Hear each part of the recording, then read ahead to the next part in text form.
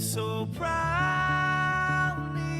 we hail, and the twilight's last gleaming, whose broad stripes and bright stars through the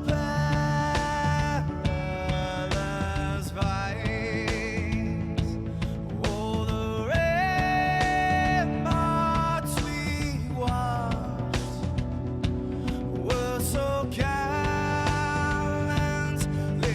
streaming, and the rockets rattling, the bombs bursting in air, gave proof through the night that our flag was still there. Oh, say, does that star-spangled banner yet wave o'er the land under the fray, and the home of the brave?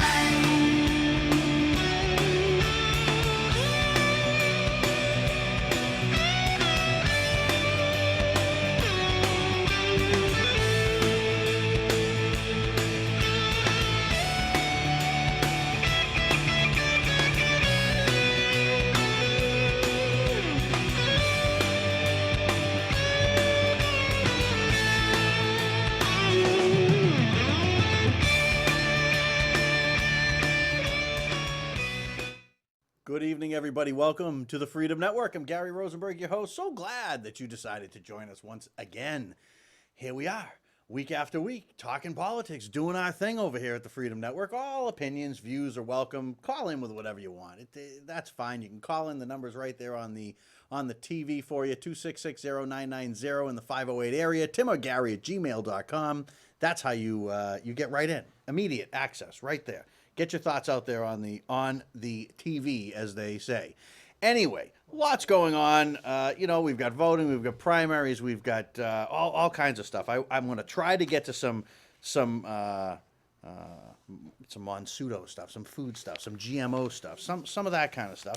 We're going to try to get into some of that. We're going to go over some emails. We're going to talk a little bit about things going on around. There was a lot going on in town, I'll tell you. I was out there on the various Facebook pages that there are for the town, and there does seem to be all kinds of things going on with land and people talking about, I guess the best thing we need to do at this point with any of that local stuff is we have to see what the developments really are, what are the plans, what's it going to be. But if you have any opinions on anything local, please make sure you call in. Always welcome. State, national, doesn't matter. We take all the topics here. It really doesn't matter. We just talk about it all. Anyway, so let me jump on some emails. We'll open up a few. We'll see what's going on. We highlight a few each week. We answer them all. You can email anytime you want. Anyway, we'll get right to them because we do have a lot of things I want to get to. I never seem to get through the stack each week, but we keep bringing new things to the top of the stack. So with no further ado, Paul emails in, "Hey, Gary, great show last week. Love hearing Barbara Anderson on the show. Few times now that she's been on. She really is a friend of freedom. Thanks for getting her on, as I do not think many people today understand how important what she did was and what she does today also with CLT. Thanks again, Gary. Glad you have her as a connection." Well, Barbara is an old friend, as I guess you could say. We met back when the Seatbelt Initiative was going on, and I remember with Chip Ford, we were on the Jerry Williams talk show. You remember Jerry Williams? We were on the talk show with her at the WRKO. We went in and did that.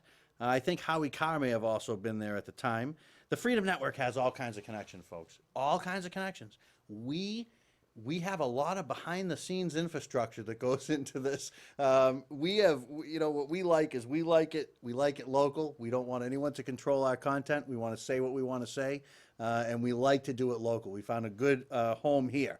We don't do it for the money. I know, like Howie. Howie does it. Howie is the graft king. But hey, he's a good guy nonetheless. Anyway, Let's see. Deborah says, Gary just moved to town not long ago. One reason was the voting record that this was a red town. Then I tuned into the TV, local station, and by chance your show was on. I also watch a show after you. I hope that the people in the town understand the value of a program like this. Most of the time you don't get the global look, and almost always you get in the bag flunkies of town officials. Well, you certainly don't seem to have that here in this station, that's for sure, Deborah. You guys really go after it, and I don't think people understand in a small town what that really takes. I have now watched all the programming on this station, and I really get a kick out of the guys that come on after you also. They're talking 3 on 11. As a political junkie, it is awesome to be able to have these shows locally and tell the guys that's always yelling on the show after you, you know who that is, that he makes me laugh, and the other guy, Harry, I think his name was, deserves a medal for doing the show with him. Well, that's true. We all know that. Even Paul knows that. I love you all. You guys are great. Brand spanking new viewer, Deborah. Deborah, welcome. Glad that you found us. Happy to read the email. Cam checked in. Cam, haven't heard from you for a while, but you check back. Gary, I'm a crazy liberal, and I like your show. Because you really are not in the tank for any party at all. We're going to talk about parties too today, Cam. Let's see, what else did you have to say here? You really have made me question the party that I followed for 50 years. I will never be a Republican. Never ever will I be a Republican. I get it, Cam. I know you'll never be a Republican, and that's okay. That's fine. You don't have to be a Republican. But I actually did go out and register last week as unenrolled. I don't think I could vote for any of these Republicans, but Gary, you have some great points about how the Democrats have abandoned America, and I guess the Republicans have also. Cam, thanks, Cam. Appreciate you being out there. Mitchell, Gary, let's talk about guns again soon, please. I watched you in Stoughton, and I listened to you on the radio out of Brockton way back in the 90s. Wow, Mitchell, you're going back. That's WMSX, I think, that you're talking about there. You do a great pro-gun show. You've done several. Please do them again. No problem. No problem at all. No problem at all. So, that's that. That's that. What can I tell you? Do I have any more emails? You know, I'm going to tell you something. If my son is watching, I want to tell you. You put the papers not in the right order, my friend. Gotta love live TV, don't you? All right. Let's see. What do we got going on? What do we have going on? You know, I did get some polling results locally for NCTV. There was a survey out and some results came in. And it looks as though on the top of the list about the Valley, Harry's doing really well. Came in at 44.8%. Very, very well done. 3 on 11, Harry and Paul, and the Freedom Network, bang, checking right in on that poll, tied at the second spot at 37.9%. Imagine that, I'm tied with Paul. Oh, man, wait till he gets here. Wait. All right, let's get into politics. You want to talk politics? I want to talk politics. What can I tell you? Big voting going on. Look at, I want you to see the cup. The cup. See, I wish I could see the cup. I have to put the cup way over here, right? Is that my spot? There we go. All right. You got to see the word freedom at all times. This is the Freedom Network. What can I tell you? All right. Trump wins. He wins. He wins big. He gets 10 delegates, 35.3% of the vote. As advertised, I guess. Kasich gets 4 delegates at 15.8. Cruz at 11.7. Bush at 11. Bush, coming in there, that 4th place spot. 4th place for Bush. It's amazing what money can do. This guy has spent more money coming in below 4th or 5th place, to be honest with you, for a long time. The chosen one, the one that they want, just seems to be struggling. But this is going to give him new energy, and he's going to go on. And man, we will talk about elections. Hopefully we're not looking at a situation. Rubio, big loser there. He had to get up into that top 3 to call momentum, and he didn't. He admitted his mistakes. Off he went. We know what happened to Christie and poor Carly. You know, Carly's not that bad. I don't know what the problem was, and Carson is way down there at just 2.3%. So, yeah, it looks like Christie is out as well as Carly. I think she's dropped out as well. Some of that late breaking. We'll try to follow it here online. It gets a little tough for me to open too many windows. You know what happens. I can barely run the phone. All right, so Sanders wins, gets his 15 delegates with 60.4% of the vote, and Clinton gets 9 with 38% of the vote, and O'Malley got 0.3%. Once again, not adding up to 100, but that's how the Democrats roll. What can I tell you? Anyway, so we all know who won the Democratic primary in New Hampshire Tuesday, right? Bernie Sanders. It was a landslide, tens and tens of thousands. I mean, just an amazing amount. So did he win? That's the real question. So I started to go through and to try to feed through some information about this. Well, it depends really on what you're counting, I guess. As is true in the general election, okay? It is not the popular vote that counts. All right, so here it's the delegates that count. In the Democratic Party, that includes superdelegates. Now, they have things of this nature in all the parties, so don't get nervous. Don't you get nervous.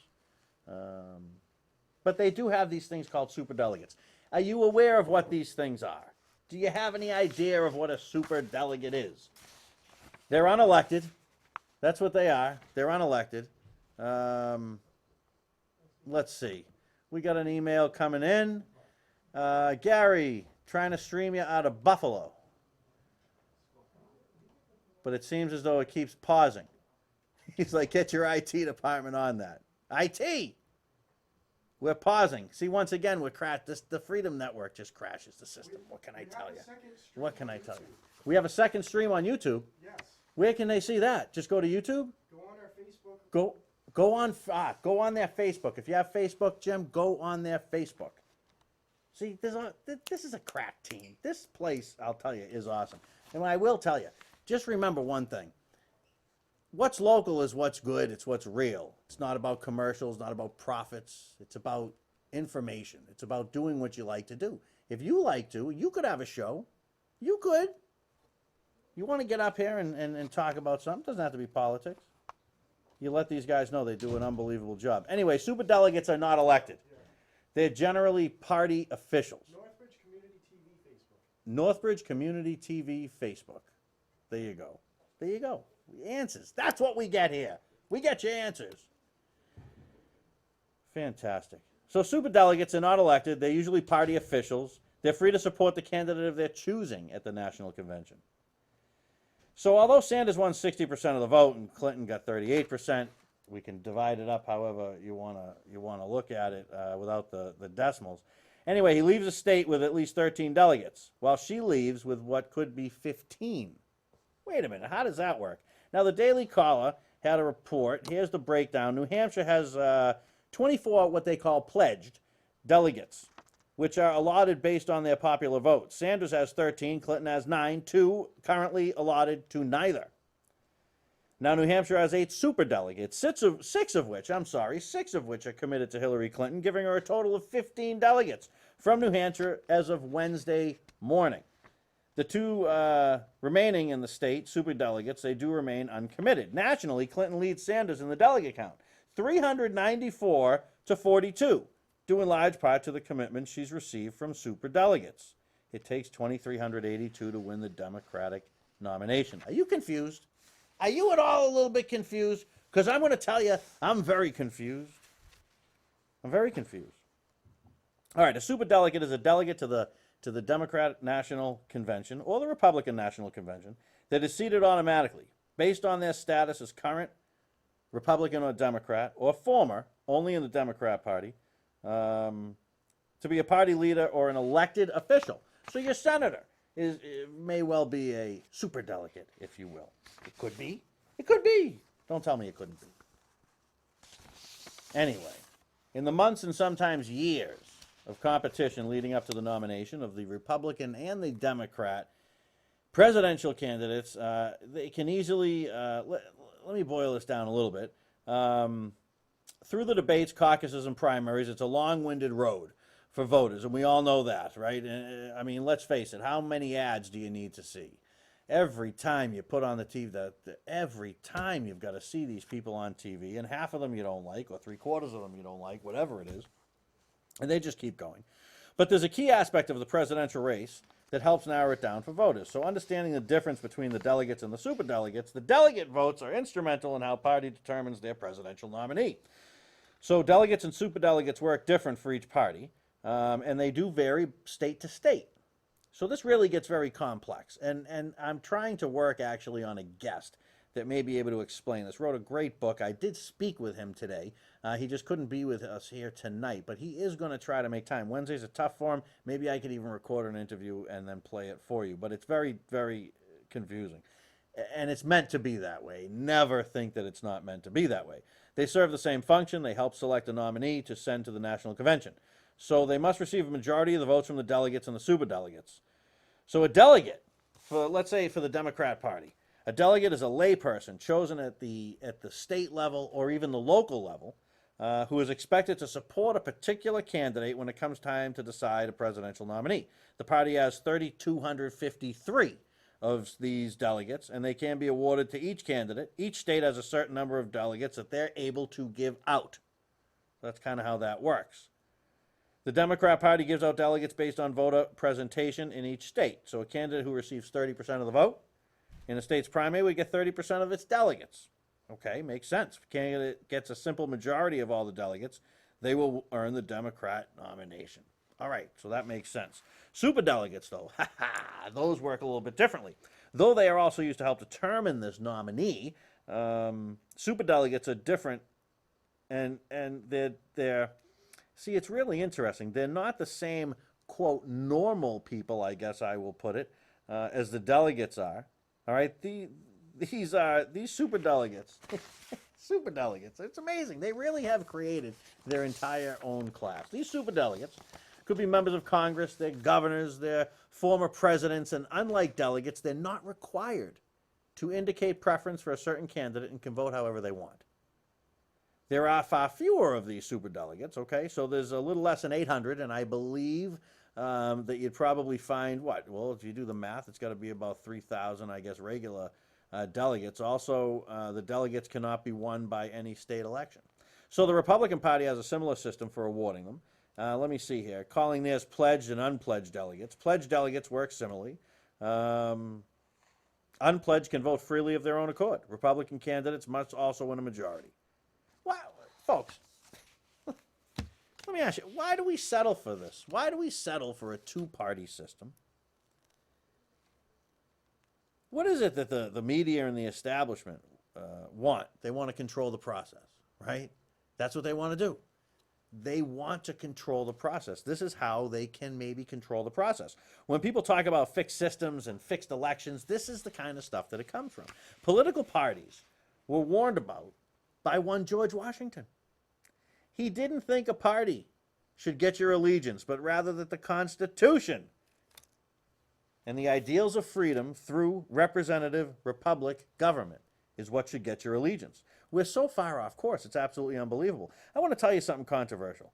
All right, let's slip right into it, okay? And we'll talk controversy in a minute, because I love to mix it up, you know that.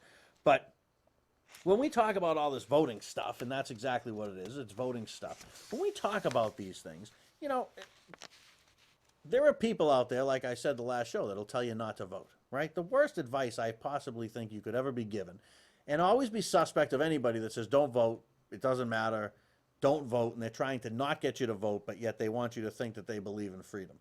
Because the two can't exist like that together. So at the end of the day, when we look at things like this, and we see that there's a system in place, systematically put in, designed, so that they can do what they want regardless of what you want. So if there's anything close, like I said, Sanders has won, and he's won big, and he trails in delegates. On the other side, Trump has won, Trump has lost. The delegates don't see, it doesn't seem to have that sway yet. I wouldn't put it past them.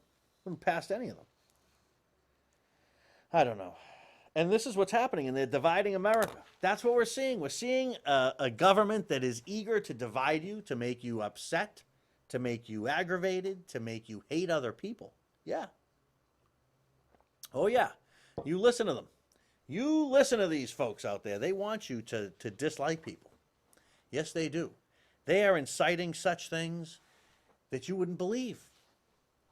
And who's doing it? The Democrats, the Republicans, and the media. I've never seen the country in this shape. I really haven't when it comes to divisiveness. In America today, we're vilifying the rich, vilifying them, corporations and more, right?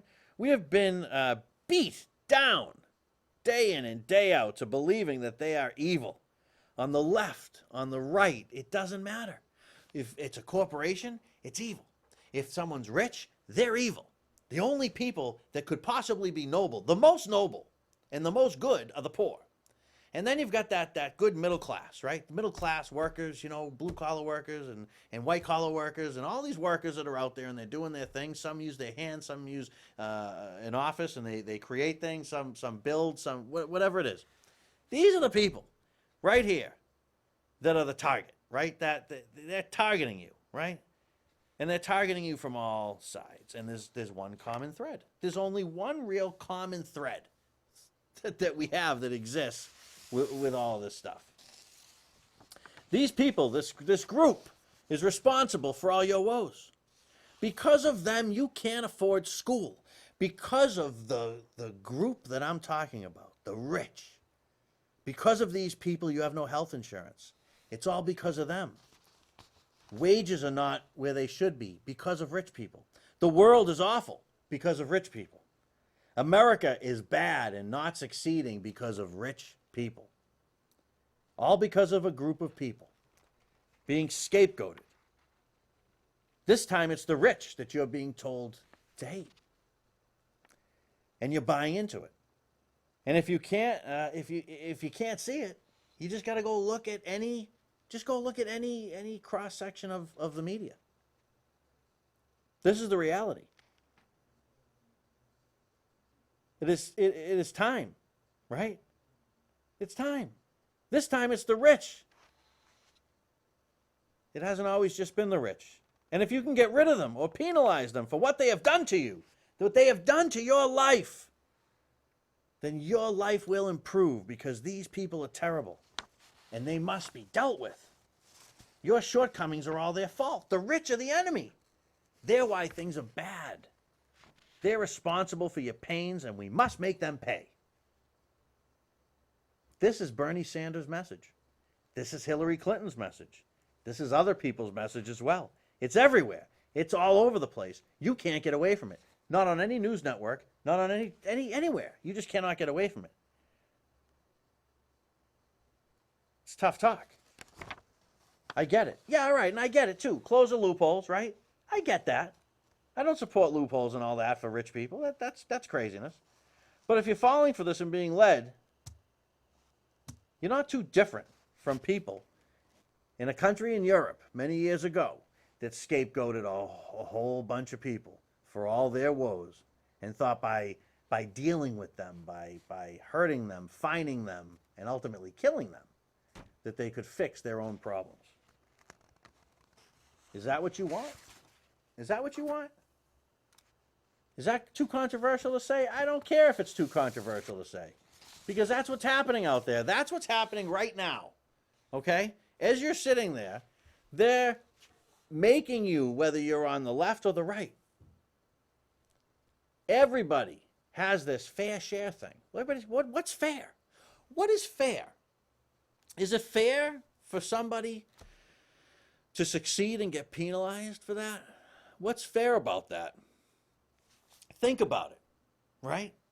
Is the rich person a bad person? Are you bad because you're rich? If I sat here and told you that I had $7.3 million sitting in the bank and an annual income of $782,000, am I a bad guy? You know, I'm going to tell you.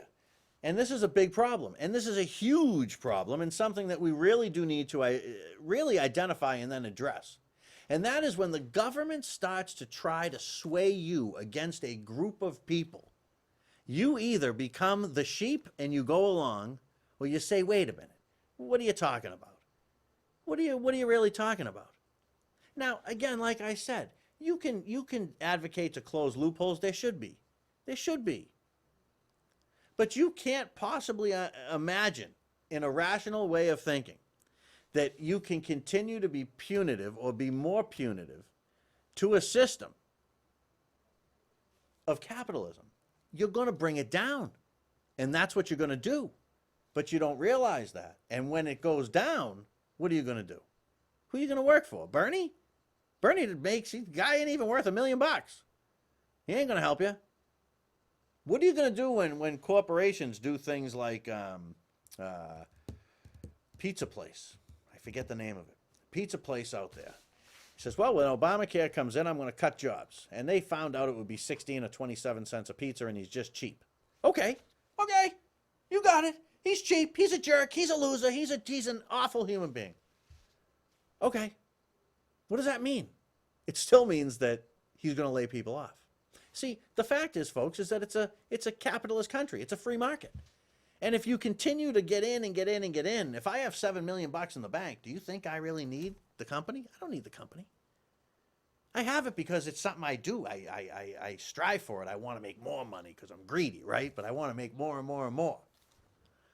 But if I don't have it, I'm going to eat tomorrow. Is my employee going to eat next week?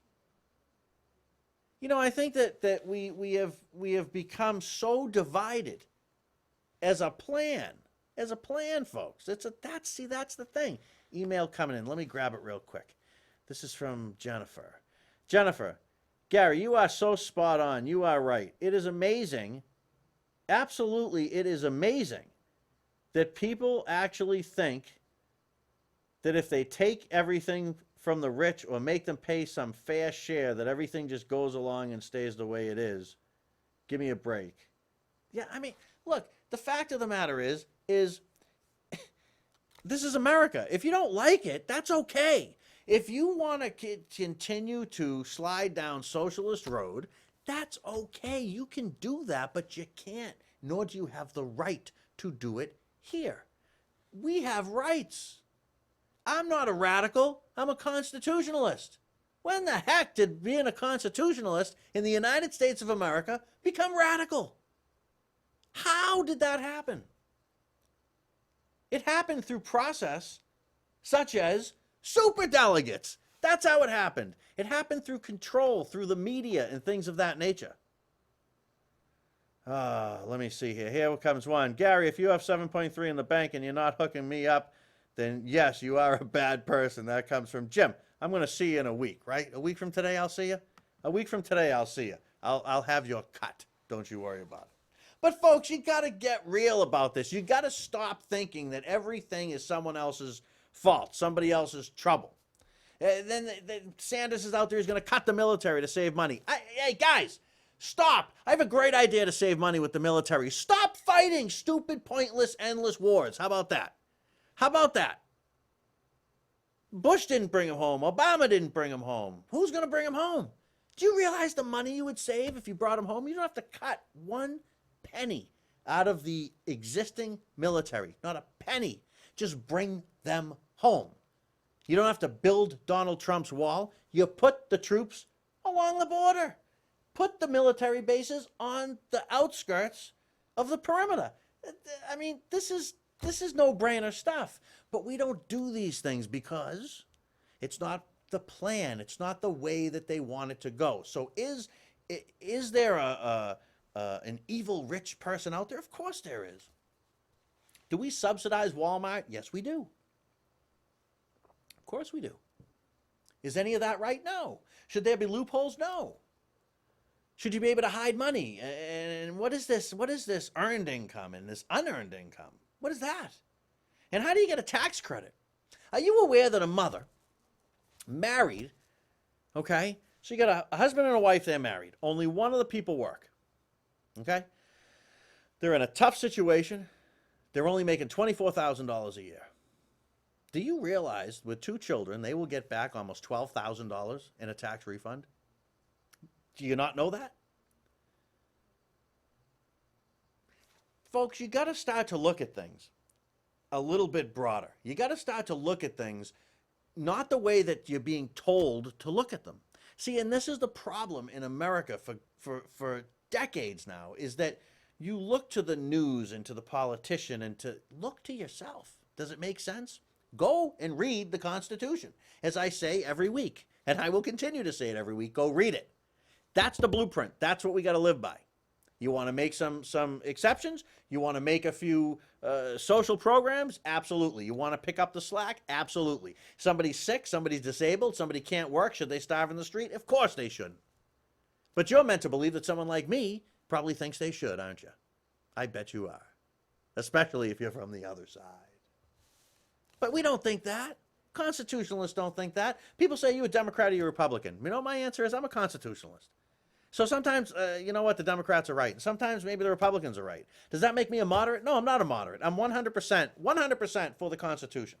With no allegiance to a Democrat or a Republican party, I couldn't care less about either one of them, to be honest with you. And if they evaporated, I couldn't give a hoot less. Don't care about them. Don't donate to them. Don't give them any money. Is that radical? I guess George Washington was a radical. All of our founders were radicals. Maybe you're a radical. Are you a radical? I got an email coming in. Gary, I'm a radical. Oh, look, here they come. Oh, you guys are great. Emails flooding in that just say I'm a radical. All right, we can be radicals together, right? When the heck did it ever become radical to want to follow the Constitution?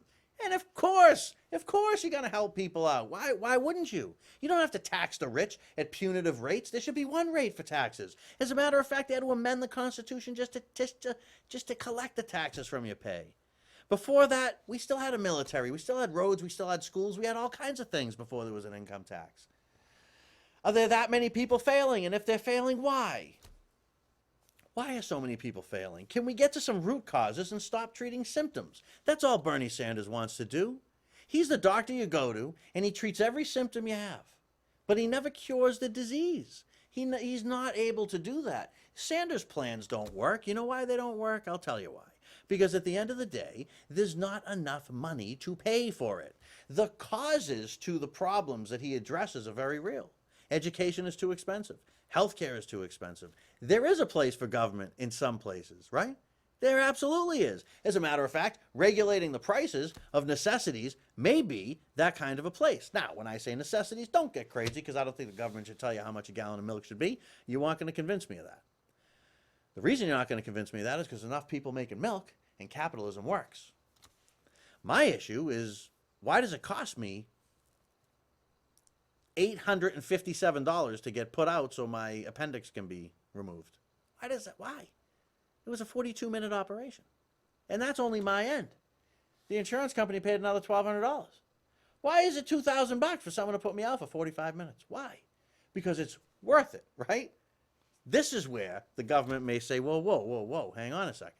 Everyone wants to blame these evil, rich insurance companies, big insurance, right? They want to blame these terrible insurance companies. What do you want them to do when you got to pay all this money for these services? How much do you think that they can charge you? I know somebody that just went to get insurance. It's astronomical through the state. You're talking 4 numbers a month. Plus, you got that kind of money kicking around? That's affordable care? That's the Affordable Care Act? Here, give me $500 a week and I'll insure your family. That's the Affordable Care Act. That's Romney Care, whatever the heck you all want to call it. It's all the same. It's socialism. It doesn't work. It doesn't work. And eventually what happens in socialism is you run out of other people's money. That's what happens. And then what do you do? Then where are you? It's unbelievable. And I'm over it. I'm over it. So take your parties, take your delegates, take all whatever the heck you got, and you know what to do with them. Because I'm over it. All right, what have you been eating? What'd you have for dinner tonight? What'd you eat? What'd you eat? Was it good? I had a delicious meal tonight. My wife made homemade hamburgers and some potatoes, and oh, it was delicious. Absolutely. Did she puts, you know what, I love it. She made some onions with it, caramelized them up real nice. Yeah, I don't look like this because my wife can't cook, okay? All right, so what are you eating? What is it that you're really eating, though? When you go and you sit down to eat, what are you putting in your mouth?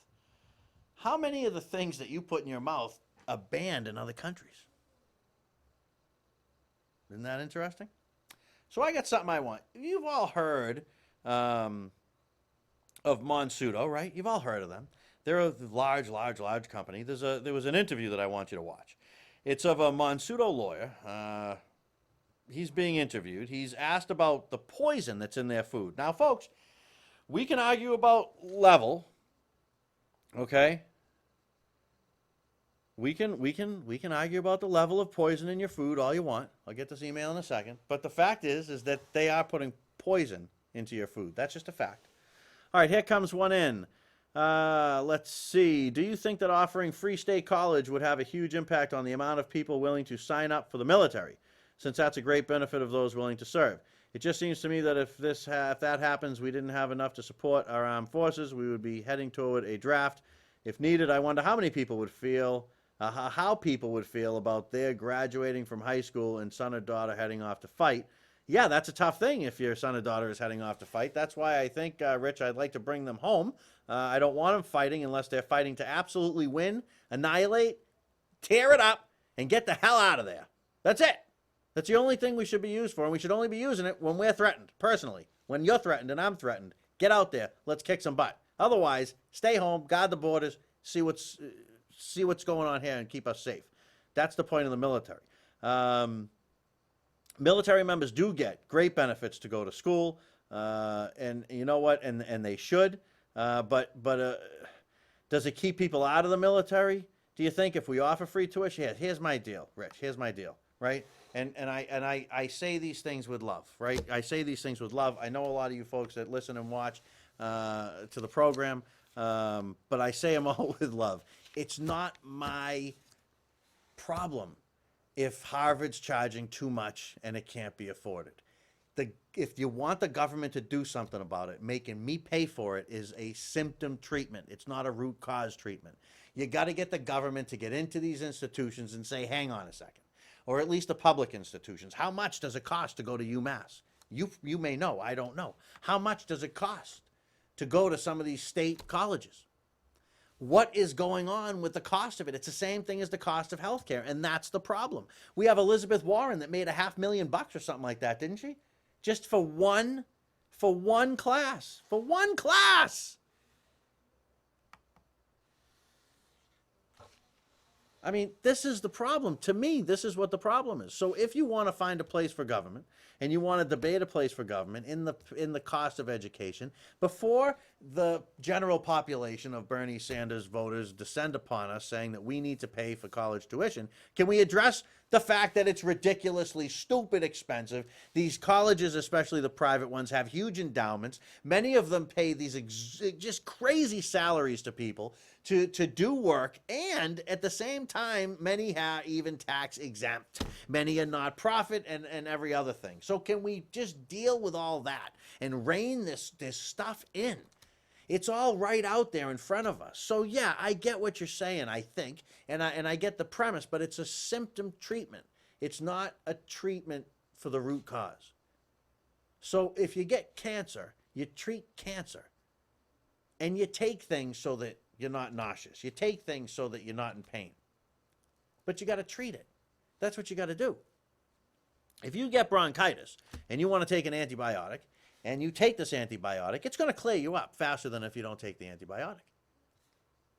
That's what it's going to do. I mean, you're treating the root cause. Now, you could let it take its course, and you could just take an antihistamine or a little cough suppressant or maybe an expert. You know what I mean? But you're not going to beat it in 2 days and be back to work making money. You're going to be laying in bed. That's where you're going to be if you don't treat the root cause. So that's all I have to say about it. We got to treat the root causes. That's all. That's all I want to do. And if you want to insert somewhere for government, I'm willing to talk about it. But this takeover stuff with healthcare, with education, and soon to be more with Bernie, it's going to be every part of your life, man, is going to be taken over by the government. They're going to run everything like they already almost do. Oh boy. So anyway, I have a video I want you to watch. I'm sorry, I got off track there with my rant. I'm in a ranting mood. I'm sorry, I'm in a ranting mood tonight. I said it when I came in. It's just what it is. hit some traffic on the way home, I guess, and that's the deal. I'm sorry. Anyway, I got a real quick video. I think it's maybe 60 seconds. Let me set it up for you. It's a Monsuto lawyer being interviewed. He's asked about the poison that's in their food, and I want you to watch his reaction and what happens. We're going to play it for you right now. Go ahead. I do not believe that glyphosate in Argentina is causing increases in cancer. You can drink a whole quart of it and it won't hurt you. It's, You want to drink some? We have some here. I'd be happy to, actually, but Yeah. not really, but Not really? I know it wouldn't hurt I mean, me. if you say so, I have some No, glyphosate. no, I'm not stupid. Ah, okay, so you. No, but I know so that it's dangerous, I right? know. No, people try to commit suicide No, with no, it and but fail let's- fairly let's- regularly. Tell the truth. It's not dangerous to humans. No, it's No. not. So you ready to drink one glass of No, glyphosate? I'm not an idiot. Interview me about golden rice. That's did, what I'm we talking did, about. we did. Okay, then it's Except- finished. except- Then the except- interview is finished. That's a good way to solve things. Yeah. You're a complete jerk. Interesting, isn't it? Interesting, isn't it? He ain't gonna drink it, but you probably ate it tonight.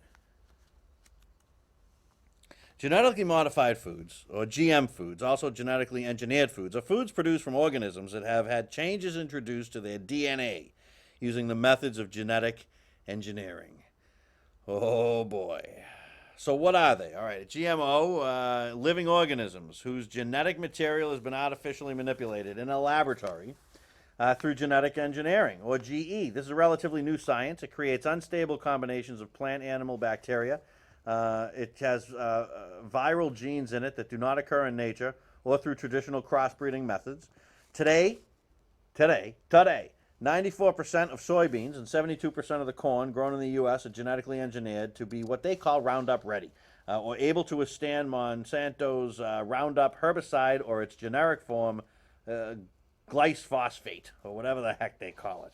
Now, while these guys initially marketed Roundup as being safer than table salt, several studies have pointed to health risks.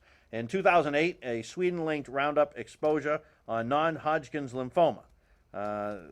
2007 study in Ecuador found a higher degree of DNA damage in a population that had been aerially sprayed.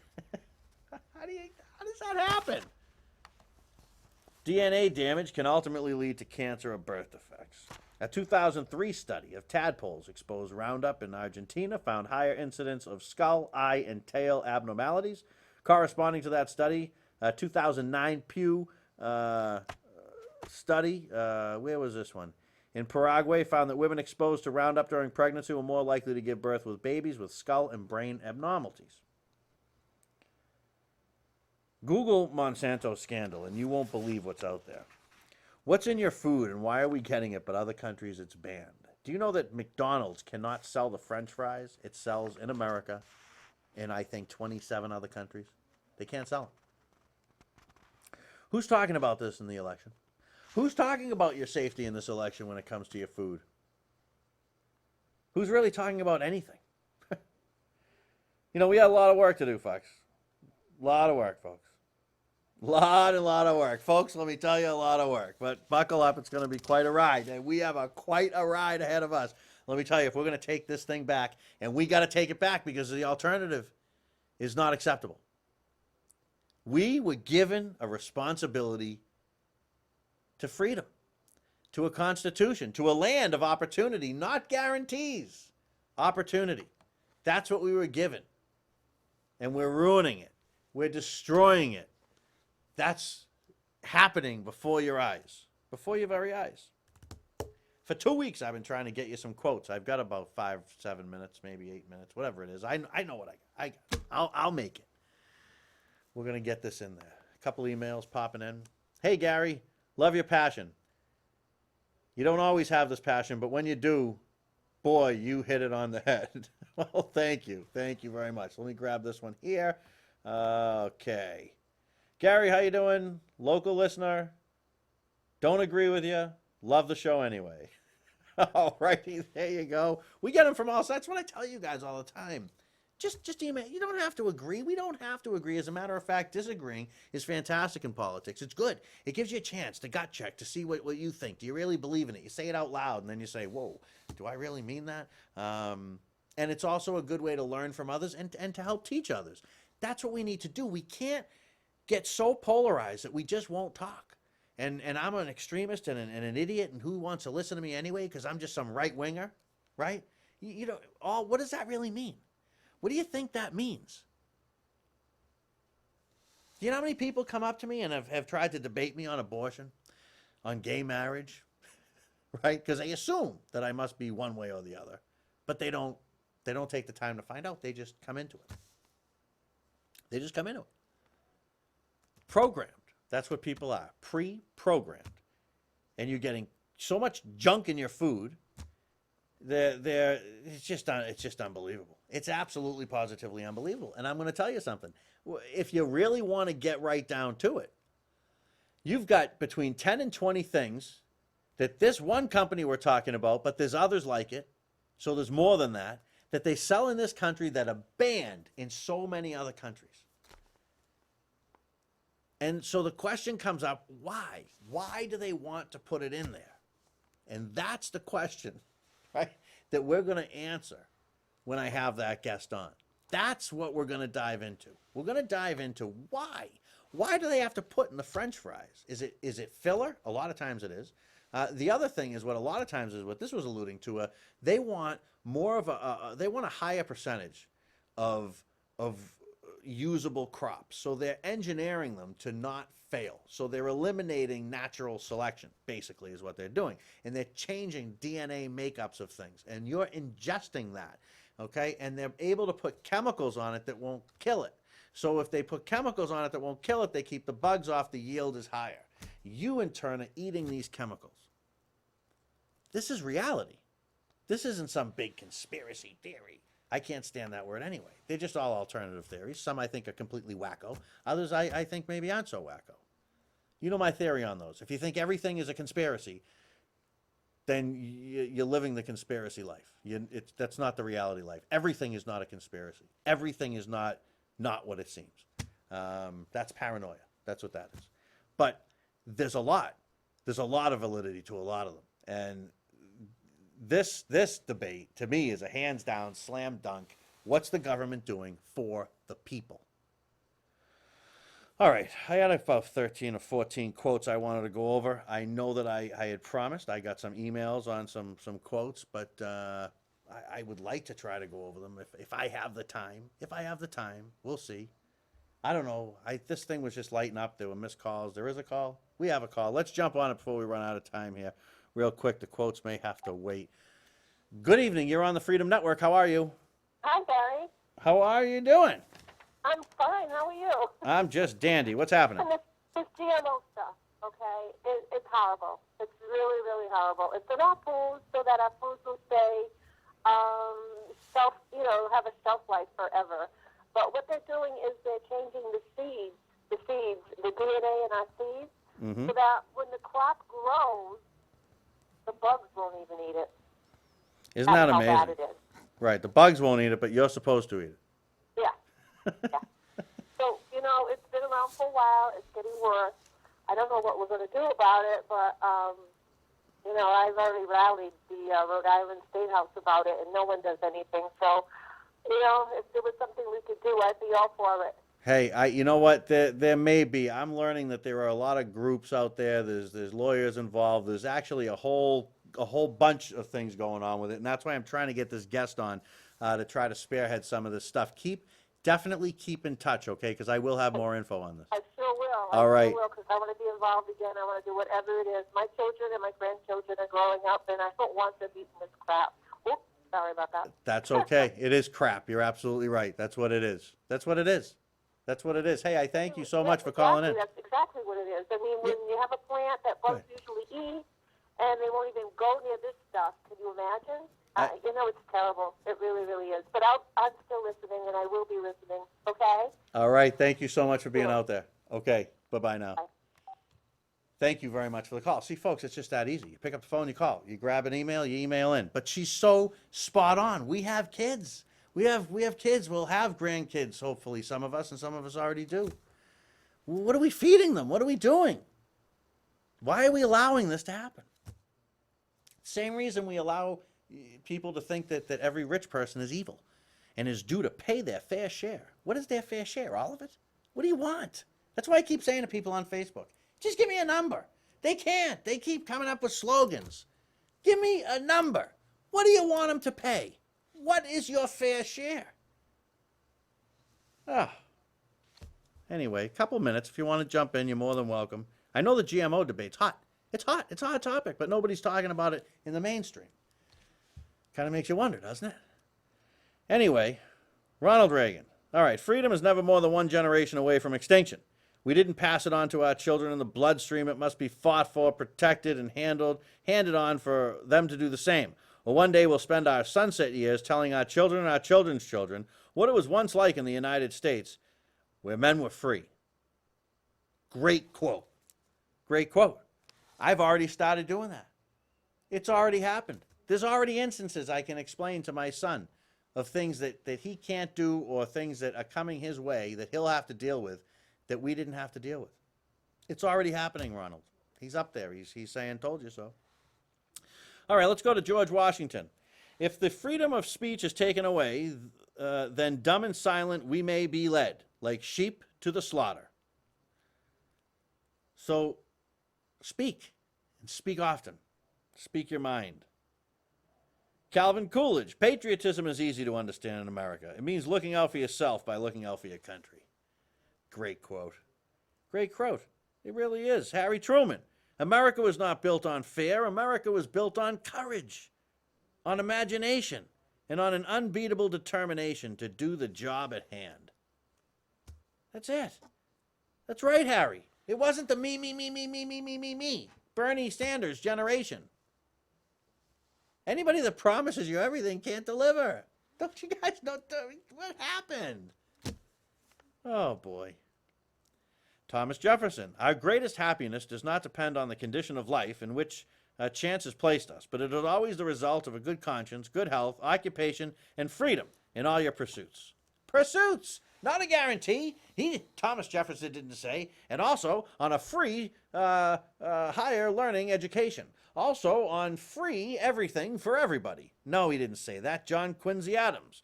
Where was that one that I saw? Here's an Eisenhower one. This was a good one. If you want total security, go to prison.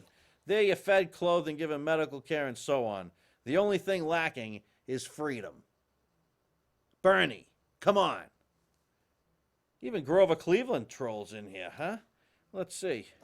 Grover, a truly American sentiment recognizes the dignity of labor and the fact that honor lies in honest toil. That's right. That's where it is. We do what we want. Don't let people tell you that this is good and this is bad. And if you have money, you're bad. And if you don't have money, you're good. Or if you have this amount of money, if you work for this guy, or if you do this for a job, you're okay. But if you do this for a job, you're a jerk. Or what? Don't worry about that. Don't worry about any of that. Let's see. JFK, the American by nature is optimistic, experimental, and inventive, and a builder who builds best when called upon to build greatly. That sounds like his brother. All right, Abe Lincoln. I'm running short. Abe Lincoln. Any people anywhere being inclined and having the power have the right to rise up and to shake off the existing government and form a new one that suits them better. This is most valuable and most sacred right, a right which we hope and believe is to liberate the world. There you go. We got to shake this off, and I'll end my quotes and close out the show in a second. My favorite, James Madison, it will be of little avail to the people that the laws are made by men of their own choice if the laws are so voluminous that they cannot be read or so incoherent that they cannot be understood. I mean, isn't that just the best? That guy was the best. The best. Okay, Freedom Network in the can. Off we're going to be going. 3 on 11 is going to be up. Remember that I did want to thank people that voted. You put us into second place, tied with 3 on 11. It's such an honor. Such an honor to be tied with 3 on 11. Unbelievable. 37.9%. Just really cool. I like it. I like to get all that kind of good news and good stuff. Anyway, my name is Gary Rosenberg, folks. This is the Freedom Network. I'm available at any time. TimAGaryGmail.com. Email me for Facebook links. I'll see you next week.